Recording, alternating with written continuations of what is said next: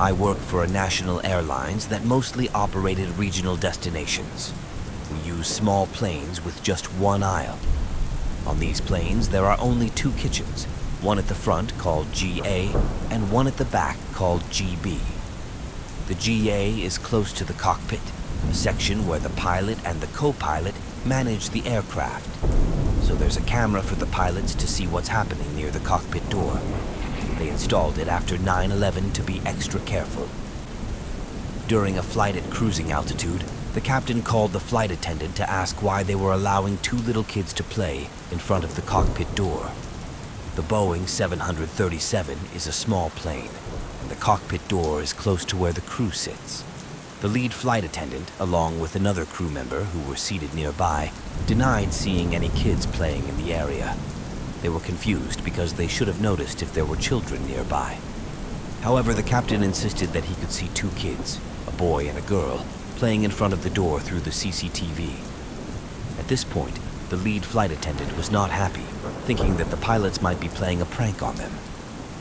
After some time, the captain decided to let it go and said to ignore them.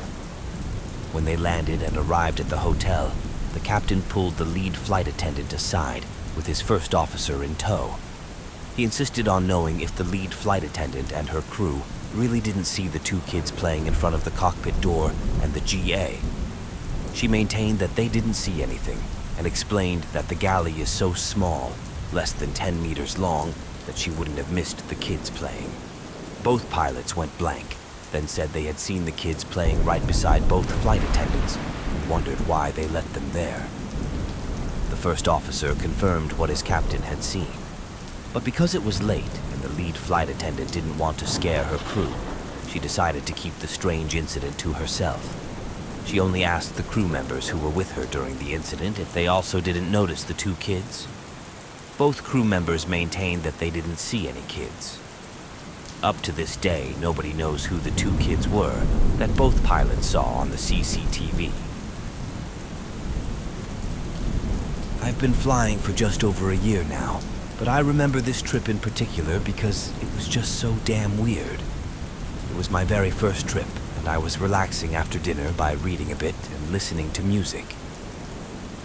About 10 minutes after tucking myself in, I start hearing something strange, and I just had this sudden tenseness and feelings of unease. I pause the music and sit up straight, straining to hear it. It was muffled crying, like a woman was standing outside my door, softly sobbing her eyes out. She sounded like she'd been hurt, but not physically. More like she'd been hit by an emotional freight train. Being awkward and uncomfortable, I thought maybe the girl next door was going through a bad breakup or something. I didn't want to invade her privacy or embarrass her, so I took the coward's way out. I turned the music back on and tried to ignore it. Turns out she didn't want to be ignored. The crying just kept getting louder and more upset to the point that my earbuds just couldn't block it out.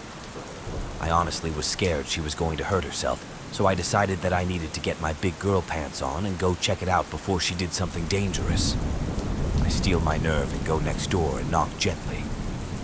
A minute later, a girl appeared. She was a few years younger than me. Upon asking, she said that she's fine.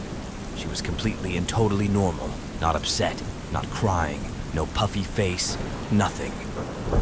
I got confused, but now I have to know what the hell is going on, so I just say, I'm in the room next door and I thought I heard someone crying. Just wanted to make sure everything is okay. She was still baffled, but says maybe I heard the TV. Because it's just her in there. But thanks for checking. That was nice. I agreed with her about the TV, trying to shrug it off, but there is no way on that SpongeBob was making that sobbing sound for over an hour. It felt like every hair on my body was sticking straight up. The worst part is that I didn't have another room next to me, so that girl was the only person near enough to be making those sounds. The hall was dead quiet, so I told myself that it was over, whatever it was, and I noped back to my room. I walked in, closed the door, and like a fucking switch, I hear a sniffling sobbing in my room. I looked everywhere, couldn't find anyone, listened to the walls, wasn't coming from outside, so I hid under my blankets.